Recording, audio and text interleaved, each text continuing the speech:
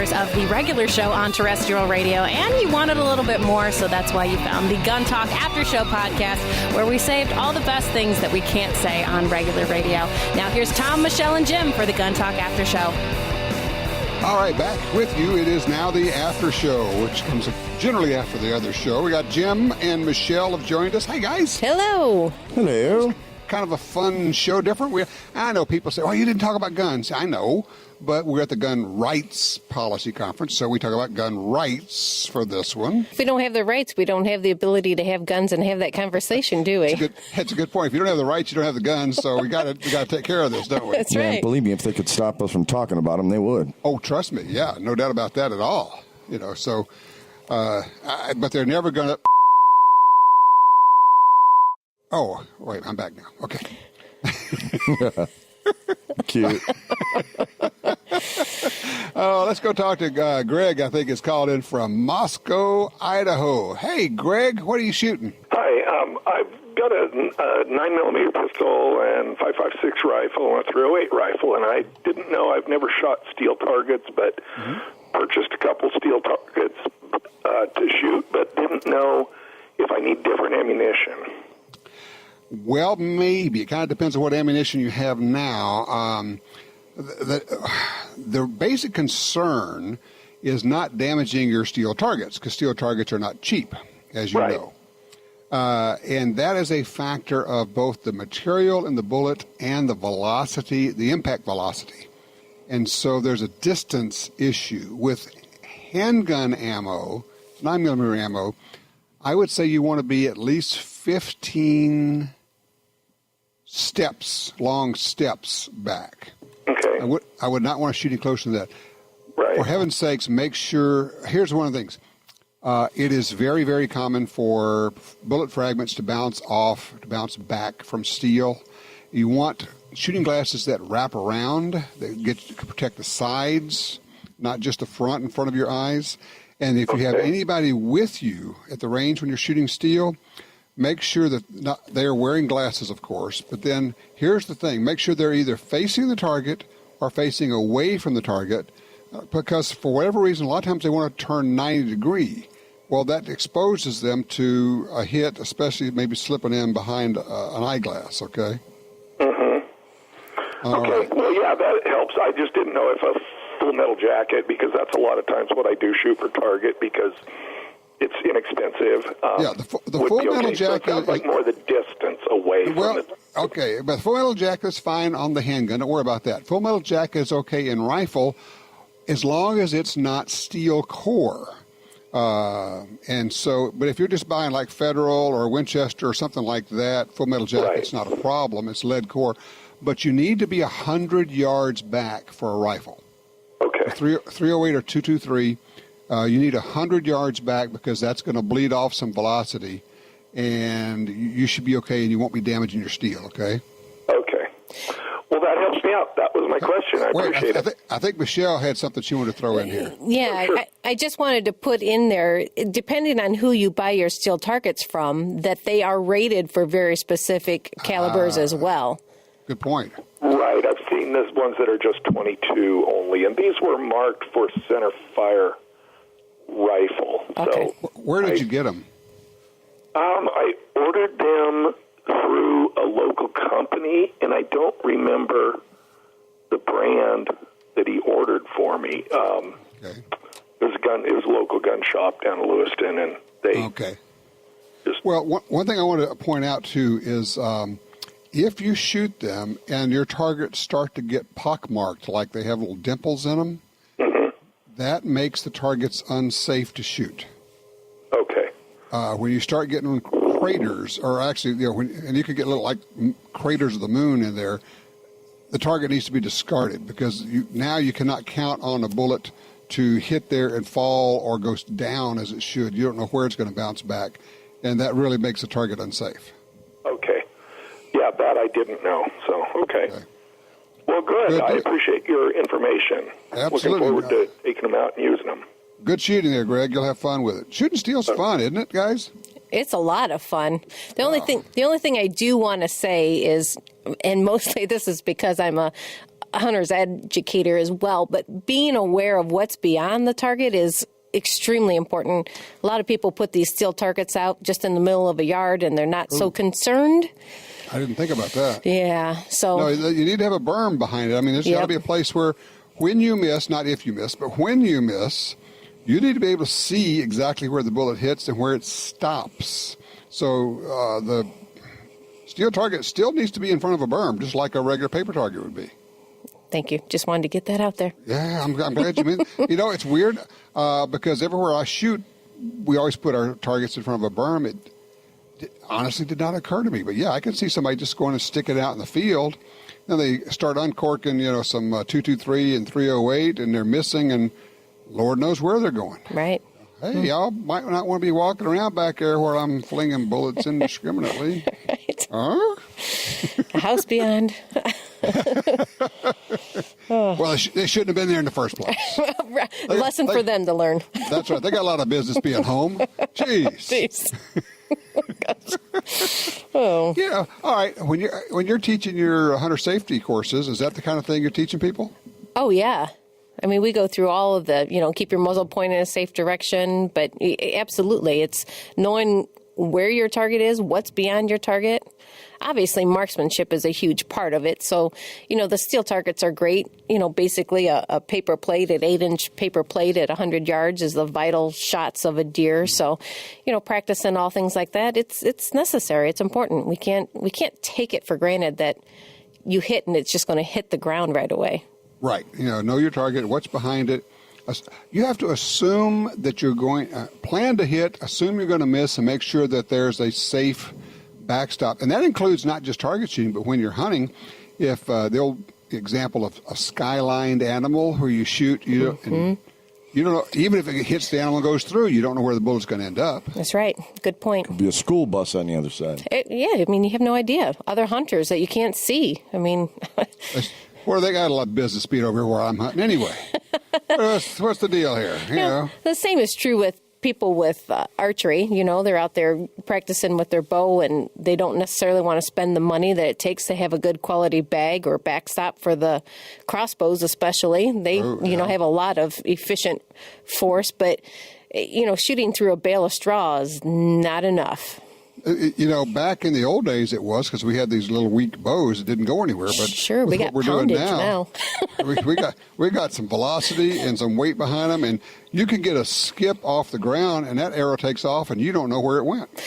We always, it's kind of funny because we've always chronographed things. If you're into reloading and you're into accuracy, you chronograph your rounds. Those archers are out doing the same thing. Yes, they are. So, yeah. In fact, I was talking to somebody just the other day. He says, well, on this bow, I'm getting 320 feet per second with a such and such grain arrow. I'm going, holy cow. Yeah. Exactly right. No, they're chronoing everything. Yep. Gonna have to buy an arrow reloader. Yeah. Especially if I'm shooting them, they go flinging them out there. Hey, before he gets bored and leaves us, let's go talk to Joe on line 2 out of Tulsa, Oklahoma. Joe, you still with us? I was trying to get in on the legislation there. I have never heard anything about reinstating the 86 amnesty on, machine guns and stuff. Yep. I think it's for those who don't know, we had I think it was a 90-day amnesty. Wasn't that it, Joe? Back then? I thought it was a month. Maybe it was. I don't remember. Something I registered about 30. About 30 items. Oh, wow. There are, to Joe's point, what he's saying is that there are thousands and thousands of NFA items, National Firearms Act items, specifically mostly machine guns, that are in private hands that were not registered somewhere. Right now, there's no legal way to make them legal. And you can't own them legally, but they're stuck back in closets. What we need is about a 90-day amnesty where people can bring them in and register them and get them on the list. I mean, obviously, I would love to have it if there wasn't an NFA, because I think it's the worst gun law that was ever passed, the 1934 National Firearms Act. But at the very least, we need a way for these guns to become legal and let these people who are not a problem register them. So I'm in favor of that. I actually got a buddy who's got the ear of a key congressman, and I think he's been whispering that to him. And I think, you know what, that does not have to go through Congress. That could be just an ATF deal. They could just issue it, and maybe through the Trump administration we can make that happen.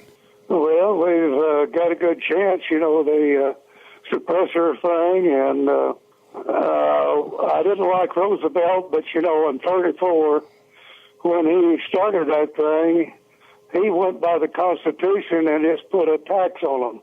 Yeah, that's how they did the regulation, put the $200 tax on them. But now, of course, it becomes a one-year waiting period in addition to the tax. And, they've cut it off so that anything that wasn't registered by a certain date, you cannot go register it now. So all these guns that are sitting in closets and safes cannot be registered. So it's a great point, Joe, and I think it's something that I'm sure there are people who are having those discussions in quiet in D.C. I think it's probably time for us to turn up the heat and see if we can get something going there. Listen, I appreciate your call, sir. Thank you so much. Great idea. Yeah, guys, and I'm sure, Michelle, you probably get people coming into the store all the time. I have a such and such, and no, it's never been registered, right? Right. And we say we never heard this conversation. What are you talking about? I'm sorry, I don't know speaking English, so it's like I have no idea what you just said, and don't say it again. Right. And these include war relics. Oh, yeah, they're mostly war relics. Mm-hmm. Things that they could be World War I, they could be World War II war relics that people brought back. And, oh, yeah, I got this from my great-grandpa, and it was in his closet, and they didn't know they were supposed to do anything with it, and it's just been sitting in their closet for 40 years. Yeah, and there's going to be World War III pretty soon if we don't get to this break, so I'm thinking we should probably head that way. Okay. Oh, well. Man, the producer. I can take a hint. I guess we'll Is that be subtle? back Is that shortly. No.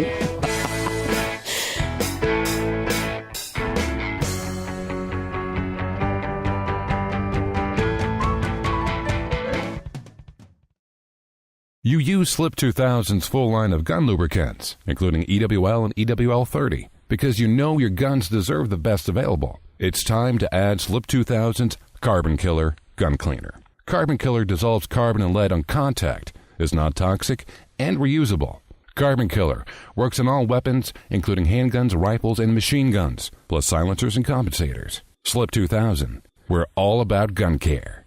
Learn more at slip2000.com. In the war on terror, fighting crime in the streets, in competition and homes around the world, one name in firearms stands out: Sig Sauer. Our pistols and rifles are renowned for their unfailing performance. This same commitment to excellence can be found in our line of SigTac accessories and the training offered by the Sig Sauer Academy. For unmatched quality, reliability, and innovation when it counts, choose Sig Sauer. Visit sigsauer.com today.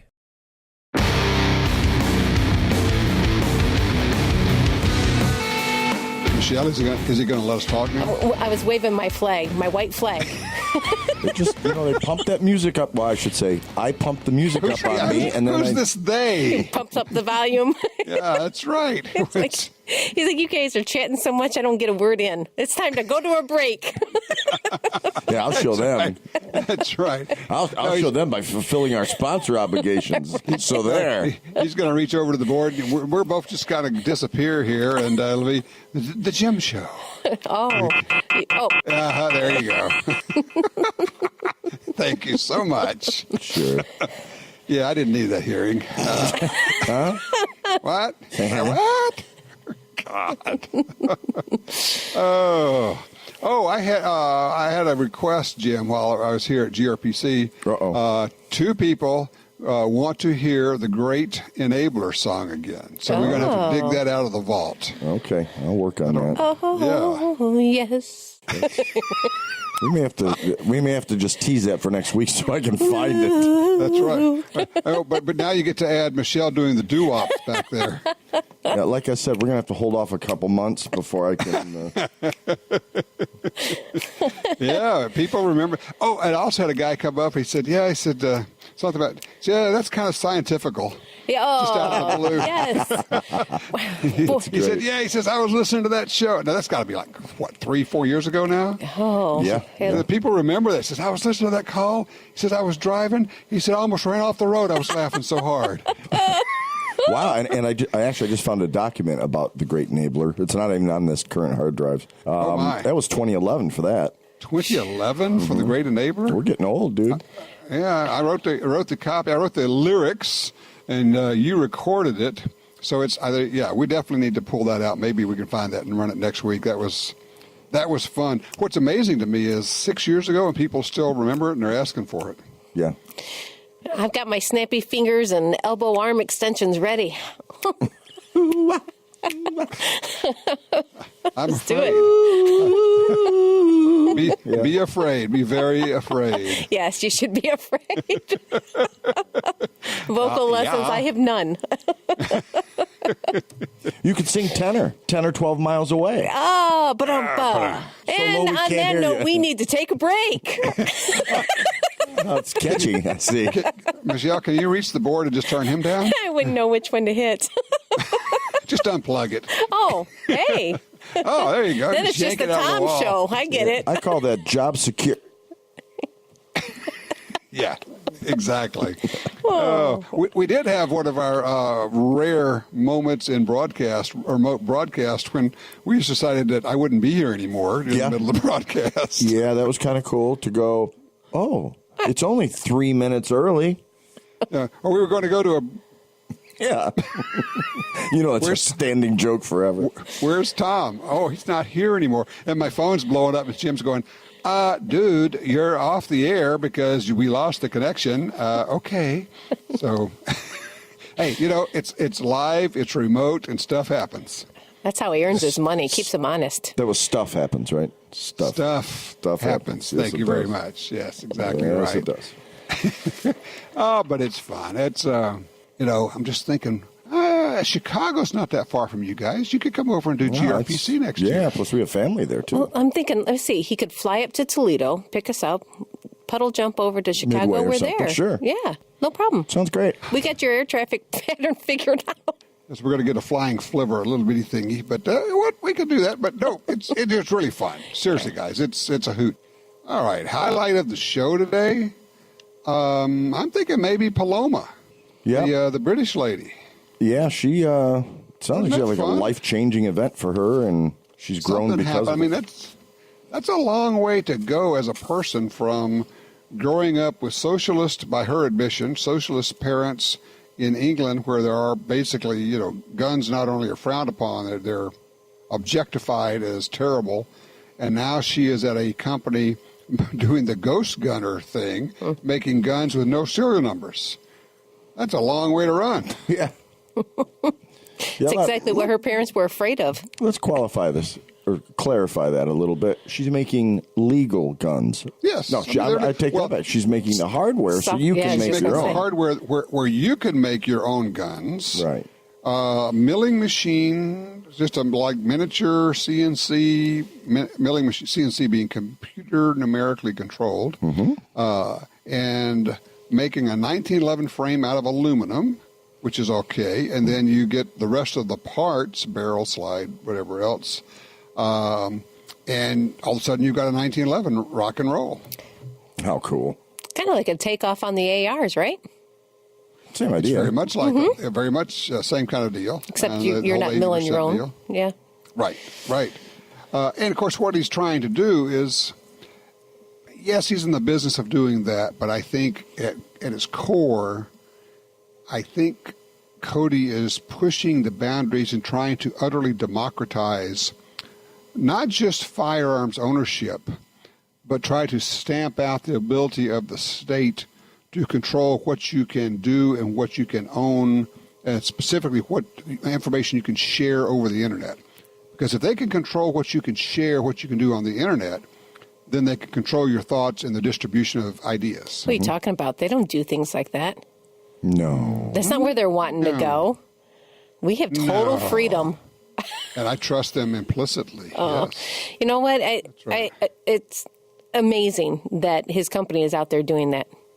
Really. It's Isn't great. it, though? It's yeah. cool. I mean, Now, in a week or two, we're going to have a guest on. David Hardy was here. David is one of the unsung heroes of the gun rights world. He has done as much or more than almost anybody in terms of legal scholarship in the past But he has a new book out. You're going to love the title. I'm from the government, and I'm here to kill you. Ugh. Wow. And he, as he says, and he was a GS-14 government employee.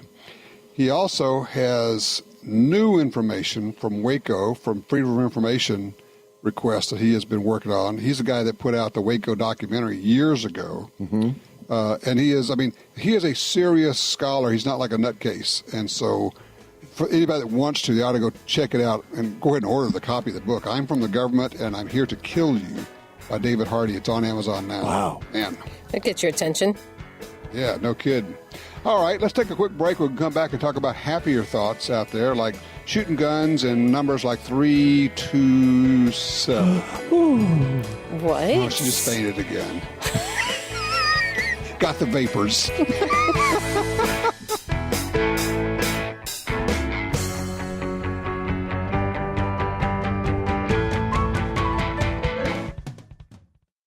If you're like me, you don't have money to burn, but you still want to buy guns, ammo, and accessories. That's why we created Gun Dealio. That's a free, yes, a free smartphone app. Just download it and start getting the deals. Could be discounts, offers of free magazines for your gun, or you could be the first to hear about new stuff from gun makers. Here's how it works. With Gun Dealio on your phone, you get alerts when you enter a gun store. Special deals, you know. You don't have to do a thing. It'll do a lot of other cool things, like let you watch gun videos and listen to Gun Talk podcast. Plus, check it anytime for hundreds of deals and offers. Getting more while spending less. Smart, huh? Gun Dealio. Made in America. Gluten-free. At the App Store and Google Play or gundealio.com.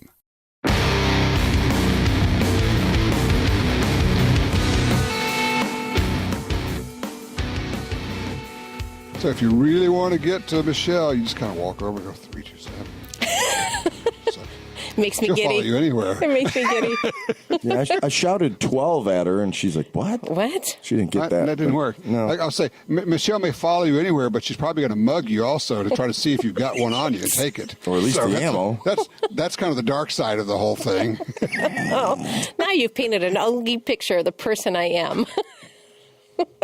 I notice you're not denying it. You're just saying, Oh, it's tremendous. I tell you, just yesterday, set a lady up with a 327 LCR, and Did you? yeah. Well, you put it in their hands, you give them that opportunity to shoot the gun, and they're just like, oh my goodness. Now you put 32s in it, right? Yeah, 32 longs. Mm-hmm. Yep. Sure. I can't tell you how many people came up to me at the event here and saying, I bought a 327. I kept hearing you guys talking about it. Michelle is right. Please tell her that she's right. One guy he got the GP100? Yeah. SP101. SP101, thank you. It is one of those. But, so now you got a steel gun. Talk about no recoil with 32 in there. Right. It's a nice orange barrel, fiber optic sight. It's pretty. Yeah. Listen to you, Miss I know. I mean, yeah, if you're into that kind of thing. But now there's a new one, right? Another addition to the family. Yes. Yeah. What is it? A single shot, 327. Yes. It's an exclusive.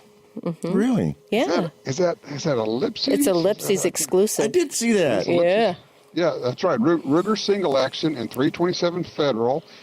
I want to say, is that a 5.5-inch barrel? Oh, I forget. Something like that. About like that. You can go to Lipsys.com and you can find it there, and they probably have it on the Ruger website as well.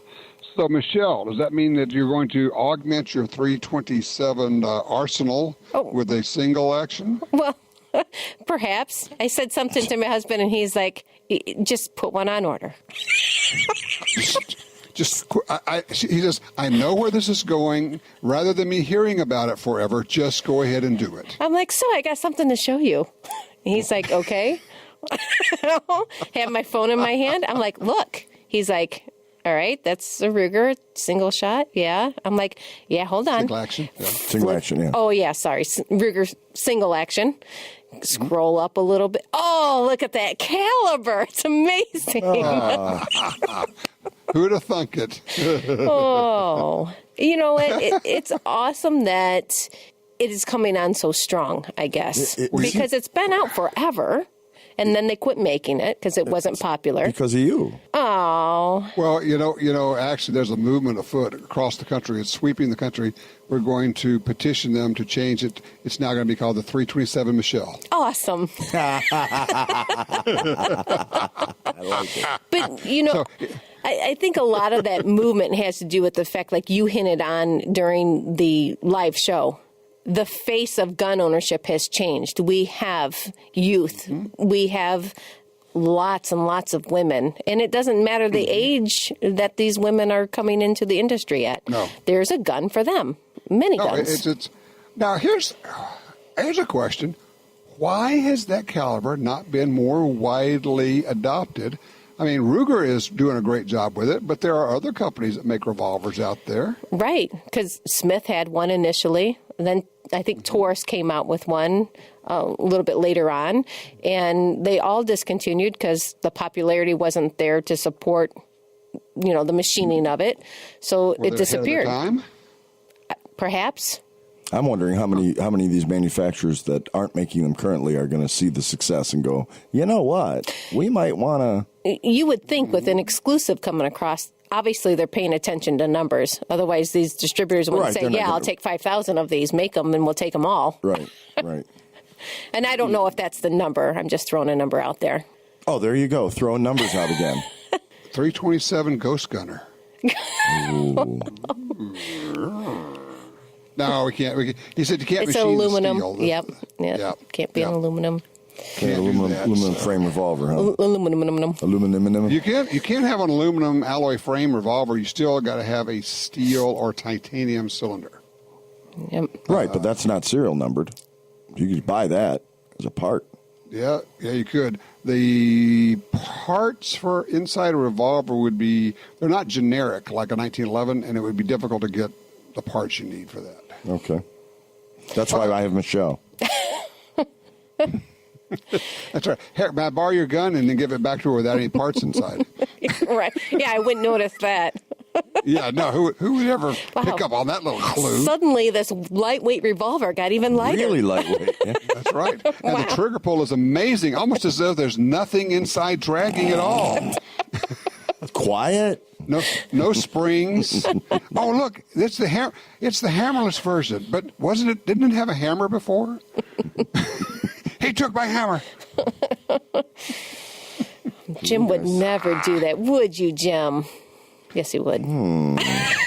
Yeah, I see the little devil horns. I have no knowledge of that, Senator. I wouldn't do that to somebody I liked. Well. But to you? Right, yeah. All bets are off. That's a whole different issue. Exactly. Well, I had a little fun coming in here. I got to fly my little wind-up airplane into DFW Airport, which is a great big airport. Whoa. Mm-hmm. Flying in wasn't bad. Once you land, though, you could spend an hour taxiing around this place. It's that big, huh? It's huge. It's unbelievable. How many runways? 6, 8. I mean, it's a lot. It's spread out over hundreds and hundreds and thousands of acres, maybe. I mean, you can taxi for 15 to 30 minutes. Wow. Depending on where you're going. Sounds like Detroit. Detroit's huge, too. Yeah, it's amazing. And, I tried honking my horn, and those guys wouldn't get out of my way. Did you feel like an ant? Oh, yeah. Yeah. Oh, yeah. It's like, what are you doing here, kid? But I honestly, I wanted to come to the people said, well, wouldn't it have been easier going into the other ones? Yes, it would. But I wanted to fly into the big airport. For one thing, the GRPC is always right next to the major airport, which makes it convenient. Mm-hmm. But frankly, I just like to go into the big ones now and then. I've been to Atlanta, Hartsville, back when we could. Before 9/11, I went into Reagan National just to be able to say I did, have the experience. Yeah, that's cool. So you got a fly log. It's a check bucket list, right? Yeah, you got your logbook. Yeah, mm-hmm. You put them in there. Yes. See, I wasn't aware that can a private plane like that can land at any airport? I mean, non-emergency? Uh-huh. Yes. With the big aircraft as well. Okay, I didn't know that. Yep, you can. I did when I was going into Hartsville. The guy said, "Keep your speed up." Says, "I've got a Boeing right behind you." Oh. Yes, sir. I got it. I don't count on that. I don't want to become a hood ornament on a Boeing. Oh my! And I mean, I landed and got off the runway, and then right behind me, whoop, this jet hits. Going, okay, that's Wow. fun. That's exciting. Yeah. And when you were a quarter of a mile out from the airport, he was 25 miles out. And by the time you touched down, he was right at you. They can only slow down so much, you know. Right. So that's when he said, "Yeah, all right, turn straight for the runway." And I turned on like the right angle deal. He said, "No, fly straight to the runway right now." Got it. Yes, sir. Go fast. Yeah. It's fun. I like doing that stuff. Yeah, heck yeah. Practice makes perfect. Okay, so, like I say, our hobbies essentially involve turning money into noise. Mm-hmm. Whether it's guns or aircraft, sure. Aircraft or cars or motorcycles or amplifiers. Snowmobiles. Internal combustion engines. Putting radios on things with combustion engines like motorcycles. Yeah, we get combo noise.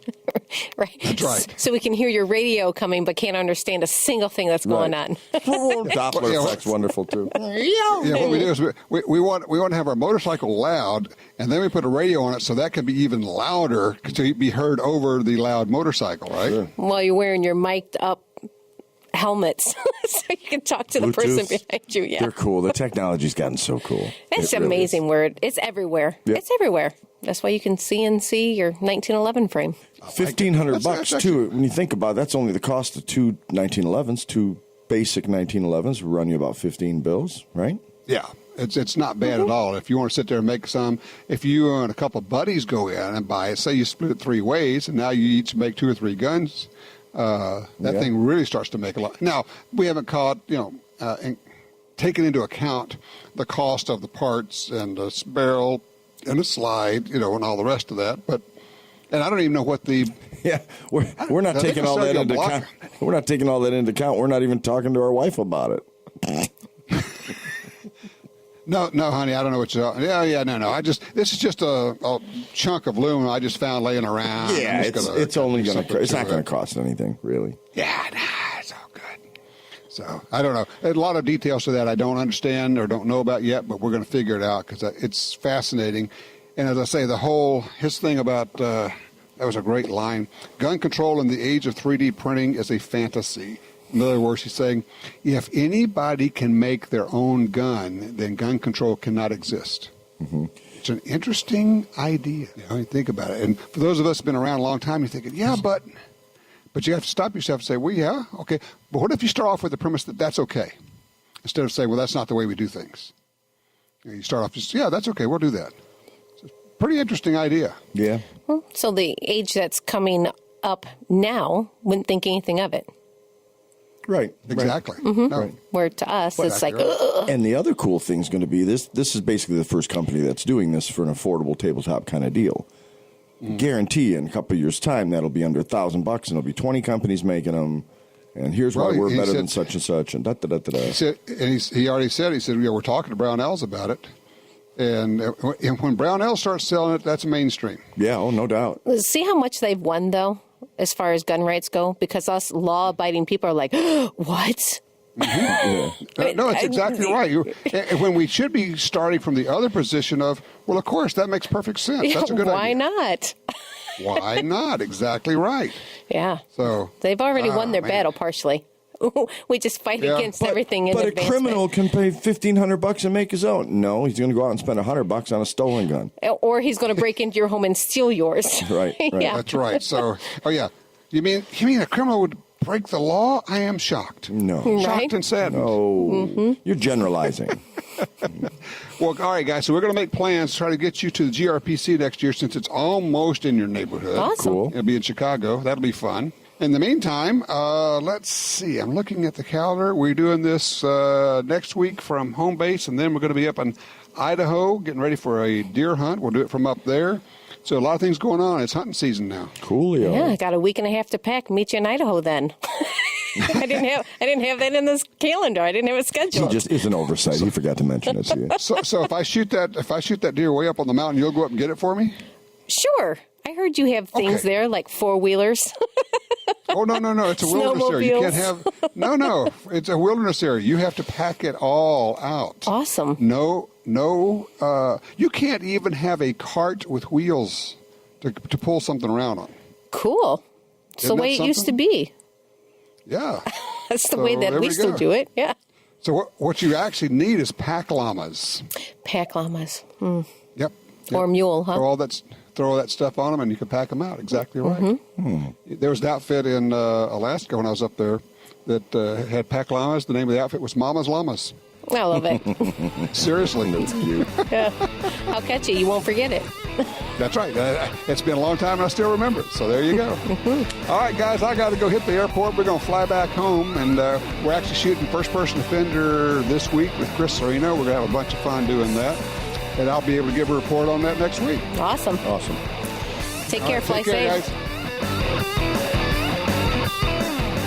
Well, that wraps up another Gun Talk After Show. But if you want even more gun-related stuff, don't forget to check out Gun Dealio. It's the app for Apple and Android phones that connects you to all the Gun Talk shows, plus even more. And we'll catch you next time for the Gun Talk After Show.